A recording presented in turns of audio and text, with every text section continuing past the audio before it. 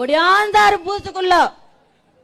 ஐயா, என் பொண்டாட்டி பேர் அமராவதி, ஓட்டு போட்டுச்ச பாரு, இப்பதான் போட்டு போச்சு. ஐயோ அப்படின்ச்சு. என்னன்னு கேட்டா 4 வருஷம் ஆச்சு அது செத்து.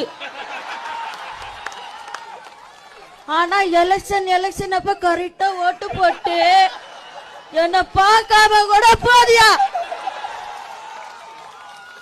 அப்படின்னு சொல்லி அழுகுறான். இத எங்க போய் சொல்றது? இந்த எஸ்ஐஆர் இதை சரி பண்ணிடுமா? அமராவதியை சேர்த்து அம்பிகாவதியோட இணைத்துடுமா? சொல்லுங்க. இந்த 75 வருஷம் பவள விழா, கடமை, கண்ணியம், கட்டுப்பாடு, தமிழினம், மக்களினம், சமுதாயம், தமிழ் மொழி, ஒண்ணுமே வழங்காது சொன்னதுக்கே. எத்தனை டாபிக் சொன்னாங்களோ அது அவங்களுக்கே வழங்காது. எல்லாம் சொல்லின்னு வருவாங்க. சொல்லிட்டு உடன்பிறப்பே எழுந்து வா, எழுந்து உடன்பிறப்பு வருவான், உழைப்பான், ஓட்டு போடுவான், எல்லா தில்லாலங்கடி வேலையும் செய்வான். ஆனா பொழிக்கிறது கோபாலபுர குடும்பம்.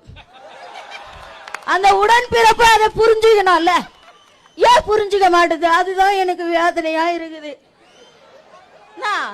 இந்த அப்பா இருக்கிறாரு, அப்பா சொன்ன கூட தப்புன்னு சொல்லுவாரோ? அப்பா ஒன்னும் தப்பான வார்த்தை இல்லையே. இல்ல அப்பா, அப்பா எங்க அண்ணன் சொல்றதை கொஞ்சம் கேளுங்கப்பா. அப்பா எங்க அண்ணன் சொல்றதை கேளுங்கப்பா. நீங்க கரெக்டா இருந்தீங்கன்னா எங்க அண்ணன் ஏன்பா வர போறாரு?